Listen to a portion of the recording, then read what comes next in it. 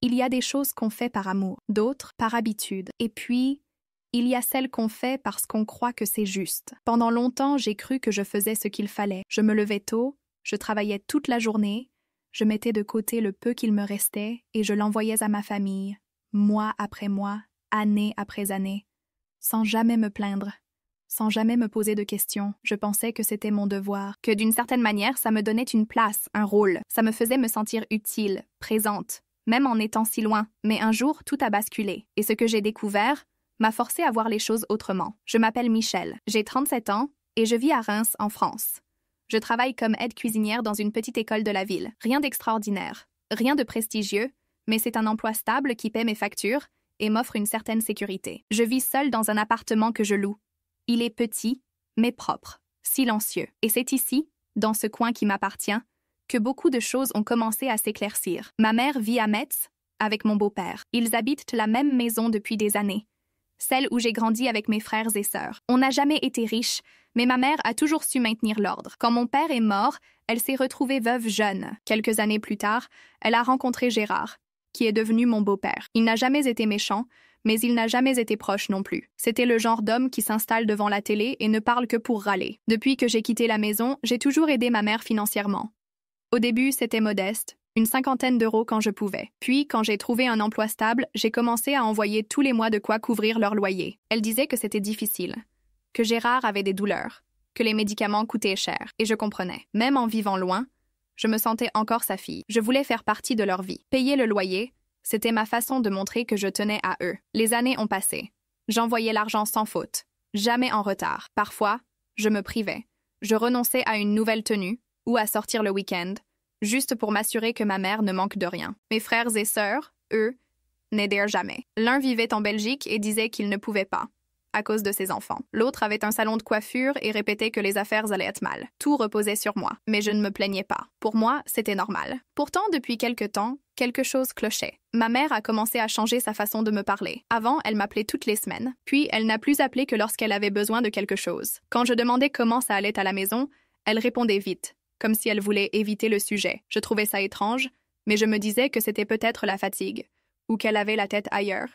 Mais le doute a vraiment pris racine un jour où je suis allée rendre visite à une cousine à Metz. J'avais un dimanche libre, et je me suis dit, puisque je suis dans le coin, pourquoi ne pas passer dire bonjour à ma mère? C'était une surprise, mais je l'avais déjà fait, et elle m'accueillait toujours avec joie. Sauf que ce jour-là, c'était différent. Quand je suis arrivée, j'ai frappé au portail et j'ai attendu. J'ai vu du mouvement à la fenêtre, mais personne n'est venu. Au bout de quelques minutes, une jeune femme a ouvert la porte. Je ne l'avais jamais vue. Elle m'a regardée comme si elle ne savait pas qui j'étais. Je lui ai demandé si ma mère était là. Elle m'a répondu qu'elle était sortie. J'ai trouvé ça bizarre. Je lui ai demandé si elle était une voisine. Et là, elle a dit quelque chose qui m'a figée sur place. Non, j'habite ici. À cet instant, mon cœur s'est mis à battre plus vite. J'ai demandé ce qu'elle entendait par « j'habite ici ». Elle m'a expliqué qu'elle vivait là avec son mari, un neveu de Gérard, mon beau-père, qu'ils étaient installés depuis 6 mois, que le couple plus âgé était parti vivre chez la fille de Gérard, en laissant la maison à leur disposition le temps qu'ils s'organisent financièrement. J'étais plantée là, sur le trottoir, sans savoir quoi dire. J'ai hoché la tête, je l'ai remercié, j'ai tourné les talons et je suis partie. Sur le chemin du retour, une seule pensée tournait en boucle dans ma tête. Comment pouvait-il avoir laissé une autre famille s'installer dans la maison sans m'en parler? Et surtout, s'il n'habitait plus là, pourquoi continuait-il à accepter l'argent du loyer que j'envoyais tous les mois? Je suis rentrée à Reims le jour même, sans parler à personne. J'étais épuisée, la tête pleine. J'ai essayé de dormir, mais impossible. Les questions s'enchaînaient. Si ma mère n'habitait plus là, pourquoi ne m'avait-elle rien dit? Pourquoi m'avait-elle laissé continuer à payer un loyer pour une maison qui n'était plus la sienne? Ou pire, est-ce que cette maison n'avait jamais vraiment été à elle? Est-ce que Gérard l'avait mise au nom de quelqu'un d'autre sans que je le sache? Je me sentais trahie, mais en même temps, je refusais de croire que ma propre mère puisse me faire ça. J'ai attendu 2 jours, puis je l'ai appelée. Elle a décroché avec sa voix habituelle, comme si de rien n'était. Je lui ai dit que j'étais passée à Metz le week-end, que j'étais allée à la maison, et qu'une jeune femme m'avait ouvert en disant qu'elle vivait là. Au téléphone, il y a eu un silence. Quelques secondes. Puis elle m'a dit qu'elle allait m'expliquer, mais qu'elle n'avait pas encore trouvé le courage. Je suis restée silencieuse, attendant la suite. Alors, elle s'est mise à parler. Elle m'a raconté qu'elle et Gérard avaient déménagé chez la fille de celui-ci parce qu'il avait des problèmes de santé et que là-bas, il y avait une chambre plus pratique, sans escalier. Comme la maison de Metz était vide, ils avaient décidé de la prêter au neveu de Gérard pour un temps. Elle ne pensait pas qu'il était nécessaire de m'en parler parce que ce n'était pas définitif et que l'argent du loyer que j'envoyais servait encore à payer les factures de leur nouvelle maison. Quand elle a fini, j'ai senti ma gorge se nouer. J'ai pris une grande inspiration et j'ai demandé « Maman, tu m'as fait payer le loyer d'une maison où tu n'habites plus et tu n'as même pas pensé à me prévenir. » Elle n'a rien répondu. Puis, elle a dit qu'elle ne voulait pas m'inquiéter, qu'elle savait que j'aidais de bon cœur et qu'elle ne voulait pas créer de complications. Mais ça sonnait comme une excuse. Comme si elle se préoccupait plus de continuer à recevoir l'argent que d'être honnête avec moi. Et ça m'a fait plus mal que tout. Après cet appel, je me suis sentie bizarre pendant des jours. Je ne savais pas si j'étais en colère, triste ou déçue. C'était un mélange des trois. Et même en essayant de comprendre son point de vue, une petite voix en moi me disait que ce n'était pas juste, parce que ce n'était pas seulement une question d'argent, c'était une question de confiance. J'avais aidé pendant des années, malgré mes propres difficultés. Et au final, j'avais été mise à l'écart, trompée. Il vivait confortablement ailleurs, pendant que je me privais pour payer une maison où il n'était même plus. Après y avoir beaucoup réfléchi, j'ai décidé d'arrêter d'envoyer l'argent. J'ai envoyé un message court, disant qu'à partir de ce mois-là, je ne ferais plus de virement, qu'elle pouvait m'appeler si elle voulait parler, mais que j'avais besoin de temps. Elle a lu le message mais n'a pas répondu. Je n'ai pas insisté. Et aussi étrange que ça puisse paraître, arrêter d'aider m'a apporté une légèreté, comme si je m'étais débarrassée d'un poids que je ne sentais même plus. Dans les mois qui ont suivi, ma mère ne m'a pas contactée. Et moi non plus. J'ai continué mon travail, mes petites commandes de pâtisserie le week-end, et je me suis concentrée sur moi. J'ai commencé à mettre de côté l'argent que j'envoyais avant. J'ai ouvert un compte épargne pour ça. Ce n'était pas grand-chose, mais voir ce montant augmenter chaque mois me faisait du bien. Pour la première fois, je prenais soin de moi, sans culpabilité, sans obligation. Avec le temps, j'ai mieux compris ce qui s'était passé. Ce n'était pas juste le loyer. C'était toute une histoire. J'avais toujours été la fille qui aidait, celle qui réglait tout. Pendant que les autres se défilaient, moi, j'étais là. Et au final, ça a été facile pour ma mère de me cacher la vérité, parce qu'elle pensait que je continuerais à aider, même sans savoir. Mais elle s'est trompée, parce qu'un jour, on se fatigue. Et quand on se fatigue, on change. Un samedi, en allant au marché, j'ai croisé une cousine de ma mère. Elle m'a demandé comment j'allais et si j'envoyais toujours l'argent tous les mois. J'ai répondu que non. Elle a eu l'air gênée puis m'a dit que c'était mieux comme ça, qu'il était temps. Je l'ai regardée sans comprendre. Et là, elle m'a avoué que beaucoup de gens dans la famille savaient depuis longtemps que ma mère et Gérard avaient déménagé. Ils en parlaient entre eux, mais personne ne voulait s'en mêler. Ça m'a fait l'effet d'une gifle. Tout le monde savait. Sauf moi. Mais malgré tout, je n'ai pas ressenti de haine. Je suis restée silencieuse.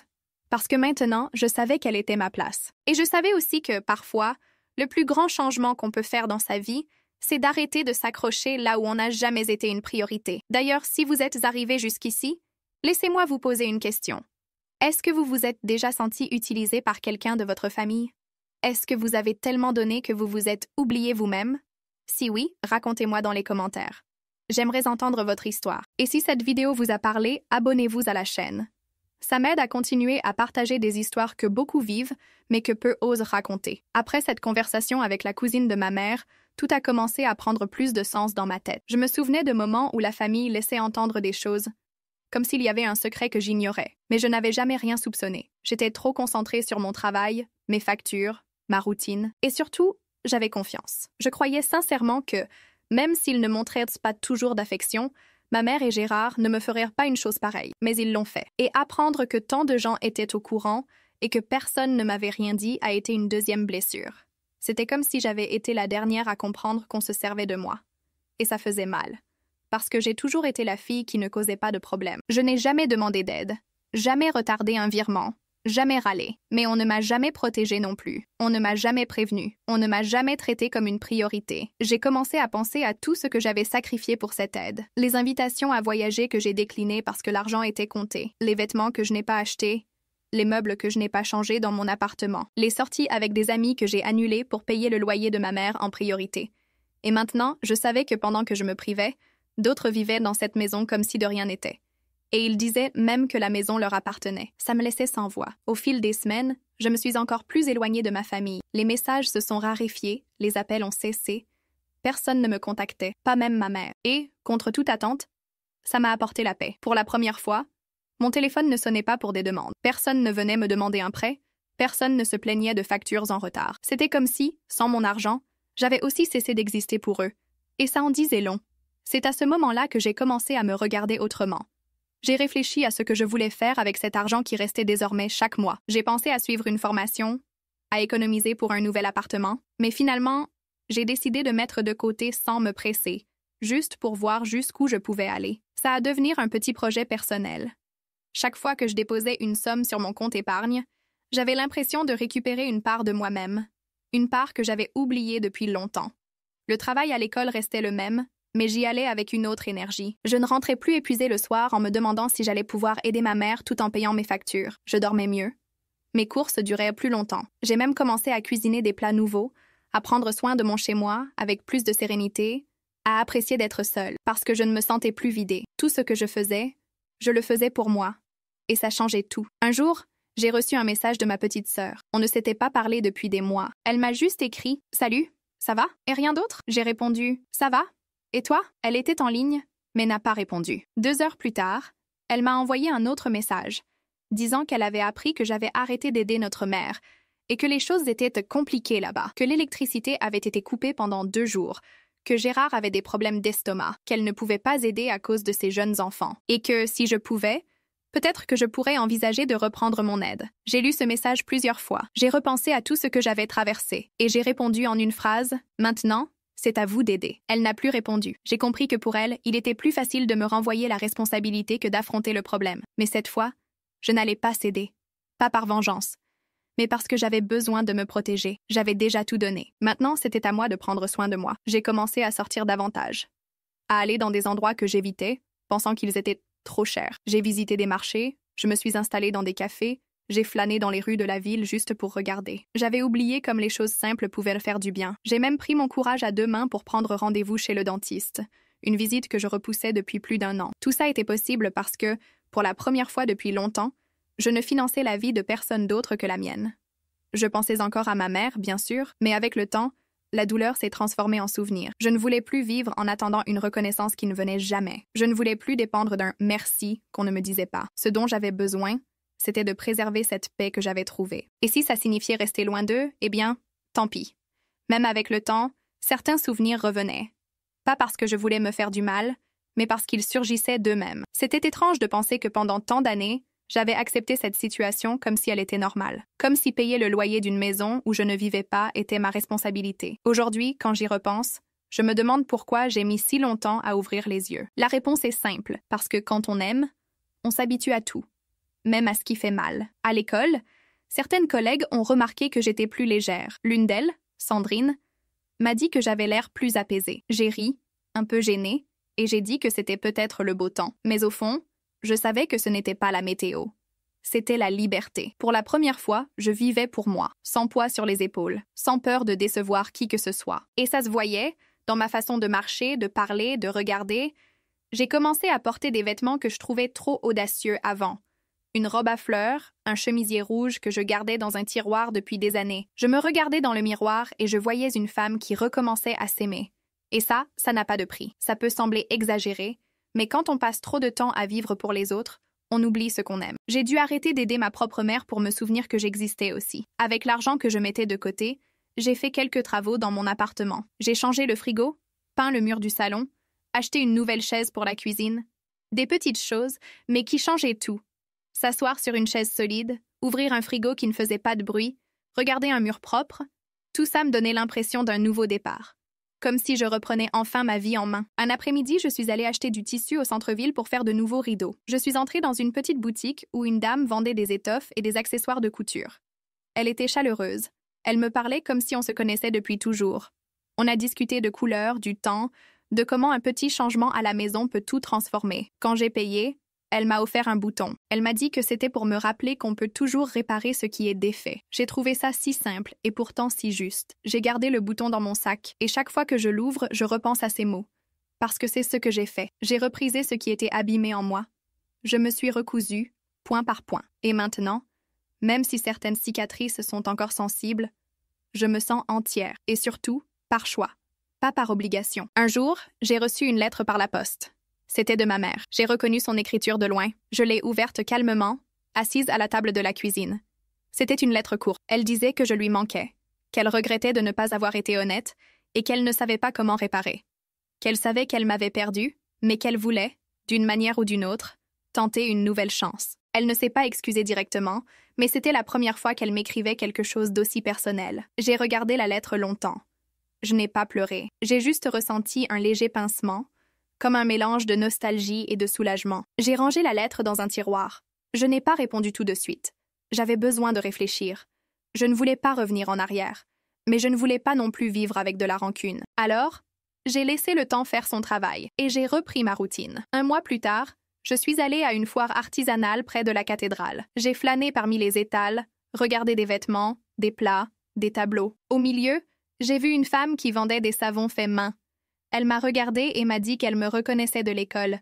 C'était la mère d'un élève. On a commencé à discuter, et elle m'a raconté qu'elle apprenait à vivre autrement, qu'elle avait quitté un travail qui l'épuisait, et qu'elle faisait maintenant ce qu'elle aimait. Elle parlait avec une telle simplicité que je me suis reconnue en elle. J'ai réalisé que beaucoup de gens essaient de se reconstruire, en silence, et que mon histoire n'était pas unique.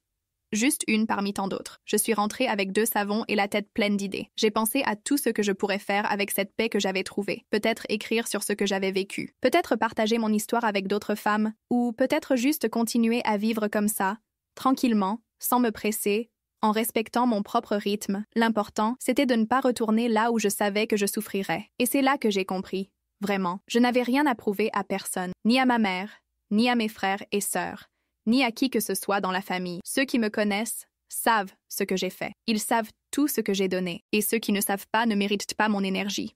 Maintenant, ce que je veux, c'est avancer, même seul. Le temps a passé, et j'ai continué ma petite routine paisible. Je partais au travail tôt, je rentrais en fin d'après-midi, je préparais mon dîner, je rangeais la maison petit à petit, et je prenais soin de ce qui m'appartenait. Je ne regardais plus mon téléphone en attendant un message de ma mère ou de ma sœur. Et peu à peu, ça a cessé de me peser. Parce que j'ai compris que, même si elle revenait vers moi, ça ne changerait pas ce qui s'était passé. Et ça ne voulait pas dire que je les détestais, juste que j'avais appris à ne plus dépendre d'elle. J'ai gardé la lettre de ma mère dans le tiroir, fermée. Je n'avais pas de colère, mais je ne voulais pas rouvrir une histoire qui m'avait épuisée pendant tant d'années. Ce n'est pas parce qu'on écrit quelques mots que tout s'efface. J'avais besoin de plus, j'avais besoin d'actes. Et surtout, j'avais besoin de me sentir en sécurité. À ce moment-là, la seule chose qui me donnait cette sécurité, c'était mon silence. Un jour, la directrice de l'école m'a convoquée. J'ai cru qu'il y avait un problème, mais c'était tout le contraire. Elle m'a dit qu'elle avait remarqué que j'étais plus dynamique, plus attentive, et qu'elle voulait me proposer de suivre une formation financée par la mairie. C'était un cours simple, de perfectionnement, mais qui me donnerait droit à une petite augmentation. Elle a ajouté qu'elle pensait que je le méritais et que j'avais du potentiel pour progresser. J'étais surprise. Je n'avais jamais imaginé que quelqu'un au travail m'observait à ce point. J'ai accepté sans hésiter. Le cours avait lieu le soir, 2 fois par semaine. C'était fatigant, mais ça me faisait du bien. Je rentrais avec la tête pleine, mais le cœur léger. J'avais l'impression de faire quelque chose pour moi, quelque chose que je n'aurais même pas envisagé avant, parce que mes priorités étaient toujours tournées vers les autres. Plus maintenant. Maintenant, j'étais ma propre priorité. À la fin d'une des séances, une collègue m'a proposé de me ramener chez moi. Elle s'appelait Aurélie. Elle était plus jeune et vivait dans un quartier proche du mien. Elle m'a dit qu'elle pouvait me déposer le mardi. Au début, j'étais gênée, mais j'ai fini par accepter. Les trajets sont devenus des discussions, et les discussions une amitié. C'est à elle que j'ai raconté, pour la première fois, ce que j'avais vécu avec ma famille. Elle m'a écoutée sans m'interrompre, et quand j'ai fini, elle m'a juste dit « Tu as fait plus que ce que beaucoup auraient mal fait. Maintenant, c'est ton tour de recevoir. » Cette phrase m'a trotté dans la tête pendant des jours. Recevoir, je n'y avais jamais pensé. J'avais passé tant d'années à donner, à aider, à résoudre, que je ne m'étais jamais habituée à accepter quelque chose sans me sentir coupable. Mais elle avait raison. C'était mon tour. Et recevoir, ce n'était pas seulement des cadeaux, c'était de l'affection, de l'attention, de la reconnaissance, des choses que je méritais et que je n'avais jamais eues. En arrêtant de me donner à ceux qui ne me respectèrent pas, j'ai vu tout ce que le monde pouvait m'offrir de beau. Un samedi ensoleillé, je suis allée au marché avec Aurélie. On a acheté des fruits, du pain, des fleurs. On s'est assise sur un banc et on était resté là un moment. Elle m'a parlé de son enfance, de comment elle aussi était la fille qu'on ne remarquait pas. Et j'ai compris que mon histoire n'était pas isolée. Il y a tant de gens qui portent des blessures à l'intérieur tout en souriant à l'extérieur. Mais certains arrivent à changer ça. Et à ce moment-là, je savais que j'étais en train de changer. La semaine suivante, j'ai reçu une enveloppe au travail de la part du secrétariat de l'école. À l'intérieur, il y avait la confirmation de mon augmentation. Ce n'était pas énorme, mais c'était plus que ce que j'avais. Et surtout, c'était une reconnaissance. Quelqu'un m'avait vu, avaient vu mon effort. Ça valait plus que n'importe quel compliment forcé de la part de ceux qui ne m'avaient jamais respecté. Avec cette augmentation, j'ai voulu faire quelque chose de symbolique. J'ai pris rendez-vous dans un salon de coiffure près de la gare. J'ai coupé mes cheveux, fait un brushing simple, appliqué une crème sur mon visage. En sortant, je me sentais renouvelée. Pas pour plaire à quelqu'un, mais pour me regarder dans le miroir et voir qui j'étais devenue. Et ce reflet, c'était celui d'une femme qui avait traversé beaucoup, mais qui ne s'était pas laissée briser. En rentrant chez moi, j'ai regardé mon petit appartement et j'ai ressenti de la fierté. Rien n'y était luxueux, rien n'y était neuf, mais tout était à moi. Chaque meuble acheté petit à petit, chaque détail choisi avec soin. C'était la première fois que je me sentais vraiment chez moi. Et dans ce silence, j'ai compris ce qu'était la paix. Ce n'est pas le bruit, ce n'est pas la fête. La paix, c'est s'asseoir sur son canapé en sachant que personne ne va appeler pour demander de l'argent. C'est dormir sans poids. Quelques semaines après cette coupe, j'ai reçu une autre lettre de ma mère. Elle ressemblait à la première, mais avec plus de mots. Elle disait qu'elle pensait beaucoup, que nos conversations lui manquaient, qu'elle voulait me voir, que Gérard était plus faible, qu'elle était fatiguée, que mon calme et mes attentions lui manquaient, que si j'avais un moment, elle aimerait qu'on prenne un café, juste toutes les deux. Comme avant. J'ai tenu la lettre longtemps. Je ne savais pas si c'était sincère ou une nouvelle tentative pour renouer maintenant que l'argent ne venait plus. C'était difficile à dire. Après tout ce qui s'était passé, ma confiance n'était plus la même. Elle n'était plus automatique. Maintenant, j'avais besoin d'observer, de ressentir, de réfléchir tranquillement. C'est ce que j'ai fait. J'ai mis la lettre de côté et j'ai continué ma journée. Cette nuit-là, je me suis remémoré des souvenirs d'enfance. Les moments où je restais dans la cuisine à aider ma mère à couper des légumes, les après-midi où on cousait des bouts de tissu pour faire des rideaux. Ce n'étaient pas toujours des moments joyeux, mais ils avaient du sens. Et même si beaucoup s'étaient brisés depuis, je ne pouvais pas prétendre que tout avait été mauvais. Il y avait encore des souvenirs précieux. Et c'était peut-être pour ça que j'avais ce doute en moi. Le lendemain matin, je suis sortie marcher avant le travail. Le ciel était nuageux, mais l'air était frais. Je suis passée devant une librairie d'occasion. Je suis entrée sans intention d'acheter. Et j'ai trouvé un petit livre à la couverture bleue sur les relations familiales. J'ai feuilleté quelques pages, et je l'ai pris. Je l'ai lu petit à petit, le soir, et un passage m'a marqué. Parfois, la blessure qui fait le plus mal, c'est celle de l'absence. L'absence de vérité, de respect, de présence. Ça m'a hantée toute la journée, parce que c'était exactement ça. Je souffrais de ne pas avoir eu une relation sincère avec ma mère, d'avoir été traitée comme une source d'aide, pas comme une fille, et même si elle essayait de revenir, cette absence était toujours là. Mais je ne voulais pas porter de rancune.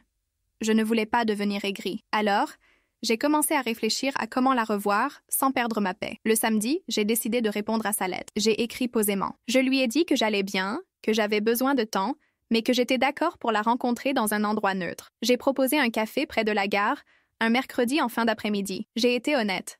Je n'étais pas prête à reprendre comme avant, mais je voulais écouter. Et j'étais ouverte à entendre ce qu'elle avait à dire. J'ai envoyé la lettre par la poste, comme elle l'avait fait, sans me presser, et j'ai attendu. Le jour du rendez-vous, je suis arrivée 10 minutes en avance.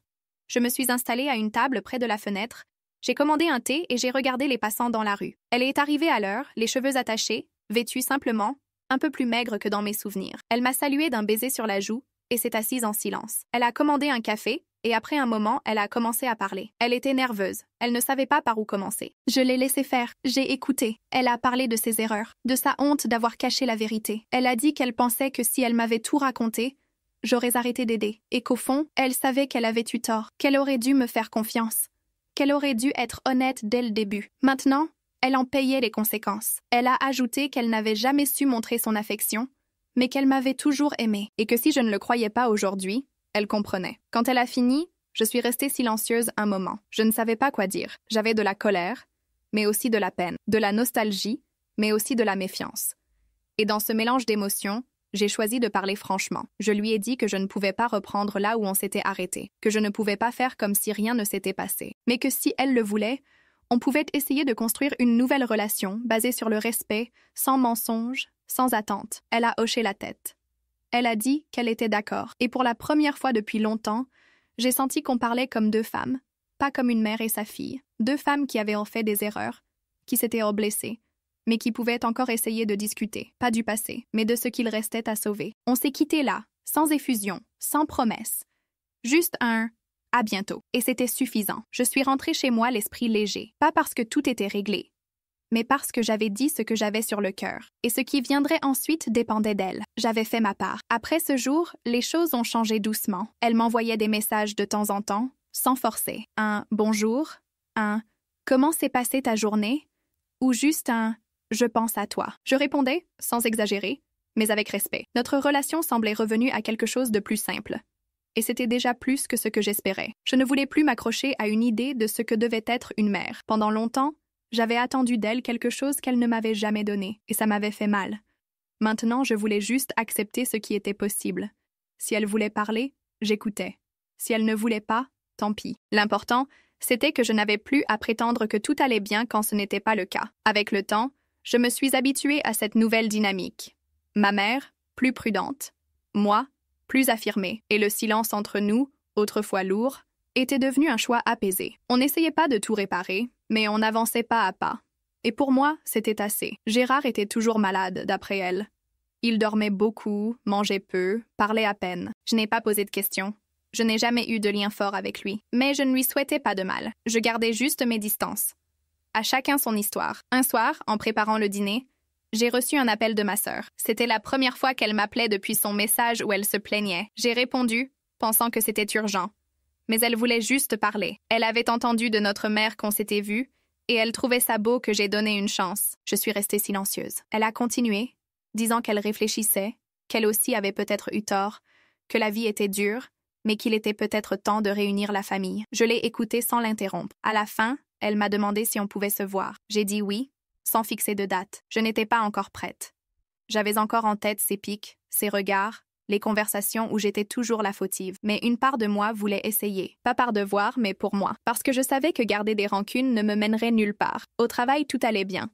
La formation que j'avais suivie grâce à la directrice m'avait donné plus d'assurance. J'étais plus respectée, plus écoutée. J'ai même proposé une idée pour le menu de la cantine, et elle a été acceptée. C'était simple, mais pour moi, c'était important. Comme si, enfin, on me voyait. Chez moi, j'ai commencé à accepter des commandes de voisines dans mon petit atelier. Des retouches, des ourlets, des réparations. Je faisais ça doucement, mais avec plaisir. Voir le sourire des gens me donnait de l'élan. C'était un petit revenu en plus, mais surtout, une reconnaissance que je n'avais jamais eue dans ma famille. Là, chaque compliment était sincère, et ça me donnait de la force. Un dimanche, je suis retournée au marché du quartier. J'ai parcouru les étals de nourriture, de fleurs, de vêtements. Dans l'un d'eux, une dame vendait des nappes brodées. Je me suis approchée, j'ai complimenté son travail, et on a discuté. Elle m'a raconté qu'elle faisait tout chez elle, qu'elle avait appris seule, et qu'elle cousait pour se changer les idées. Elle avait 2 filles, mais elle vivait loin, et maintenant, c'était elle et sa couture. En l'écoutant, j'ai vu ma mère en elle. Dans sa solitude, dans son besoin de s'occuper, dans son envie de réparer ce que le temps avait abîmé. J'ai acheté une petite nappe, plus par geste que par besoin. En rentrant, j'ai pensé à la façon dont la vie change, dont on change, et dont, parfois, la guérison commence quand on arrête d'attendre que les autres changent et qu'on prend soin de ce qui dépend de nous. J'ai reçu une autre lettre de ma mère peu après, plus légère cette fois. Elle racontait qu'elle avait planté 2 plants dans le jardin de la maison où elle vivait, du romarin et de la lavande. L'un poussait vite, l'autre lentement, mais tous 2 avaient besoin de soleil et d'attention. J'ai trouvé ça beau. Comme si, pour la première fois, elle essayait de me dire quelque chose sans mots, et j'ai compris. Je n'ai pas répondu par lettre. Je l'ai appelée. On a parlé 10 minutes. Elle m'a raconté son jardin, le temps, une vieille émission télé qui repassait. J'ai écouté. À la fin, elle m'a dit qu'elle était heureuse d'entendre ma voix. Et je l'ai cru. Parfois, la vie ne redevient pas comme avant, mais elle trouve un nouveau chemin. Et c'est ce que je vivais, un chemin différent, avec moins de poids, plus de vérité, et l'envie de continuer, même à petits pas. Le temps a filé plus vite que je ne l'imaginais. Quand je m'en suis rendu compte, ça faisait presque 1 an que j'avais découvert que ma mère et Gérard n'habitaient plus la maison que je payais. 1 an que j'avais arrêté les virements, que j'avais coupé ce lien qui me rattachait à une obligation que je n'avais jamais questionnée. Et malgré tout, je me sentais plus légère que jamais, comme si j'avais retrouvé ma place dans le monde. Je n'y pensais plus avec colère, plutôt avec distance. Comme une vieille histoire qui avait fait mal, mais qui avait cicatrisé. La marque était là, bien sûr, mais elle ne faisait plus mal comme avant. Alors, un après-midi, j'ai décidé de rendre visite à ma mère. Pas par culpabilité, ni par pression. Parce que j'en avais envie. J'ai apporté un gâteau simple, fait la veille. J'ai sonné et j'ai attendu. Elle a ouvert le portail avec un sourire paisible. Elle portait une blouse bleue, un foulard dans les cheveux. Son visage était plus marqué que dans mes souvenirs, mais ses yeux n'avaient pas changé. Elle m'a serré dans ses bras, doucement. Ce n'était pas un câlin de retrouvailles spectaculaire. C'était un câlin vrai. On s'est assis sur la terrasse et on a pris un café. On a parlé de choses légères. Recettes, plantes, météo. À aucun moment, elle n'a évoqué le passé. Moi non plus. Comme si on savait toutes les deux que ce n'était plus nécessaire. C'était compris. C'était vécu. Ce qui comptait, c'était ce qu'on faisait maintenant. Elle m'a montré ses plantes dans le jardin. Le romarin et la lavande étaient là comme elle l'avait écrit. Ils poussaient chacun à leur rythme dans des coins différents. J'ai trouvé ça symbolique. Parce qu'on était comme ça, nous aussi. Chacune à son rythme, mais en train de grandir. Elle m'a offert une petite pousse de lavande. Elle a dit qu'elle voulait que je la ramène chez moi, que cette plante irait bien sur mon rebord de fenêtre. J'ai remercié.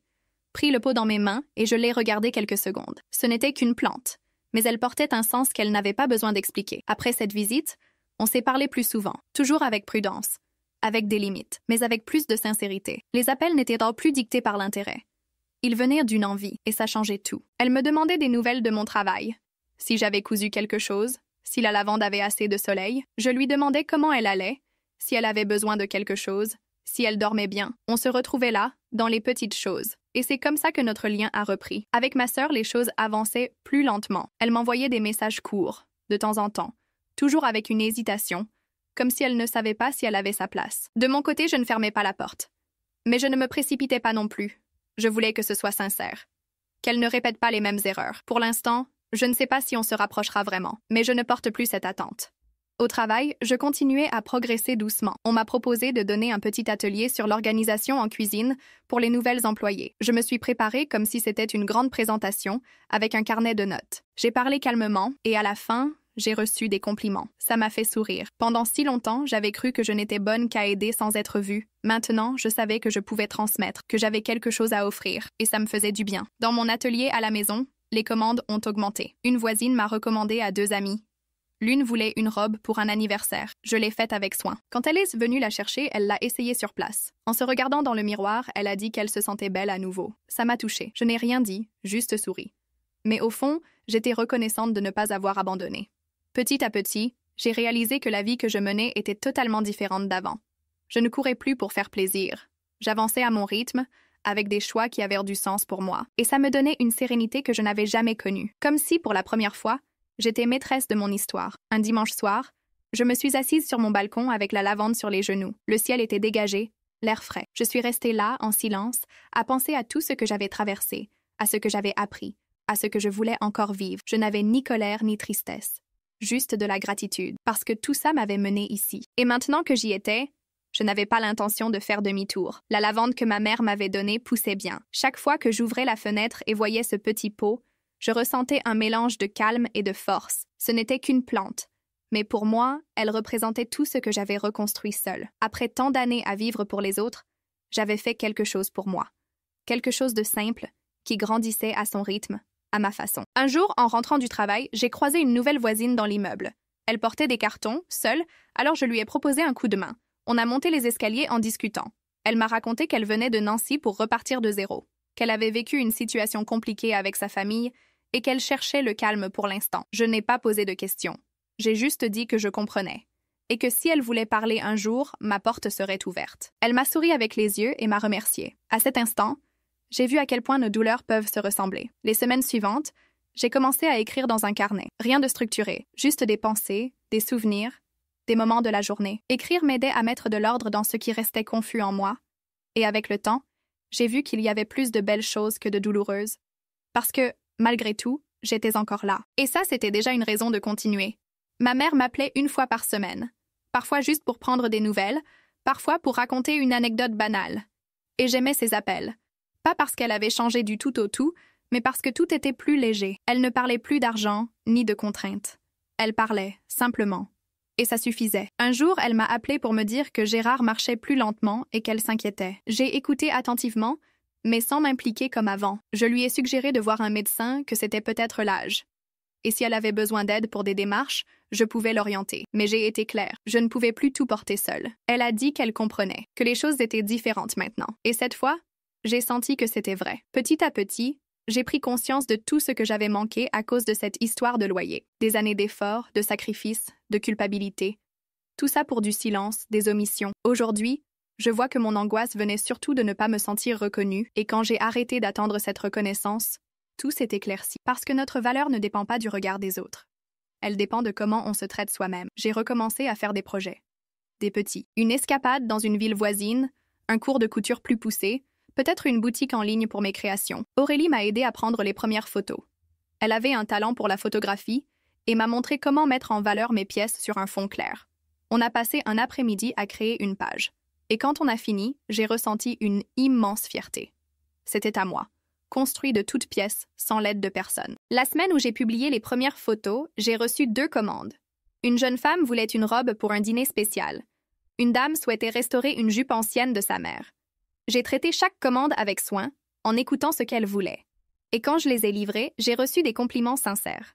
Ça m'a fait sourire intérieurement, parce que maintenant je le voyais clairement. J'avais de la valeur.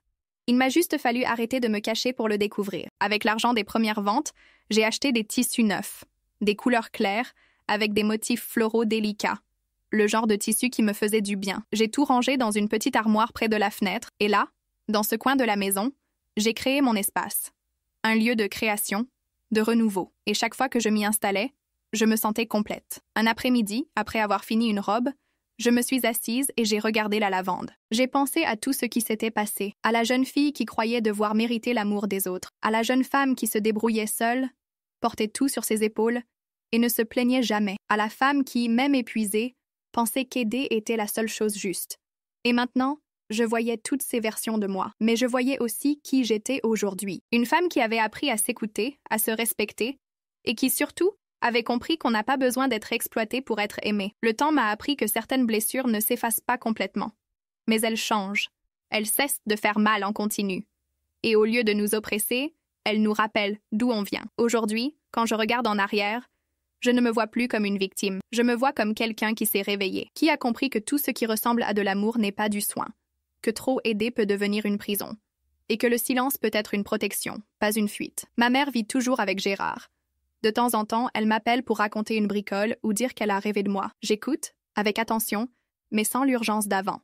Elle est ma mère, oui, mais elle est aussi une personne. Ça m'a aidé à ne plus attendre d'elle plus qu'elle ne peut donner. L'affection qu'elle m'offre aujourd'hui, je l'accepte. Et ce qu'elle ne peut pas donner, je ne le réclame plus. Ma sœur m'a écrit pour mon anniversaire. Un message court, mais sincère. J'ai remercié, sans attendre plus. Et pour la première fois, mon anniversaire s'est passé dans le calme, sans exigence.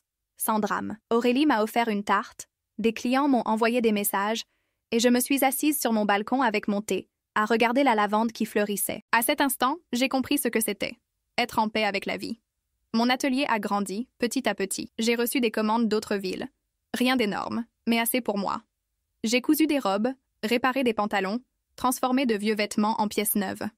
Et chaque client satisfait me rappelait que mon temps, mon travail, mon dévouement avaient de la valeur, que j'avais du talent, que je n'étais pas juste utile, j'étais capable. Le voir de mes propres yeux a été une de mes plus grandes victoires. L'épargne que j'ai commencé à constituer avec l'argent que je n'envoyais plus à ma mère a grandi aussi. Ce n'est pas encore beaucoup, mais c'est plus que ce que j'imaginais il y a 2 ans. Et surtout, c'est un argent que j'ai bâti sans m'effacer, sans porter seule la douleur des autres. Et ça me rend fière, pas parce que c'est beaucoup, mais parce que c'est à moi. L'autre jour, je me suis assise sur le canapé et j'ai relu les 2 lettres de ma mère. Son écriture tremblante, ses mots maladroits, ses tentatives d'expliquer ce qu'elle ne savait pas dire. Et j'ai vu que c'était aussi une forme d'effort. Peut-être qu'elle ne dira jamais tout clairement.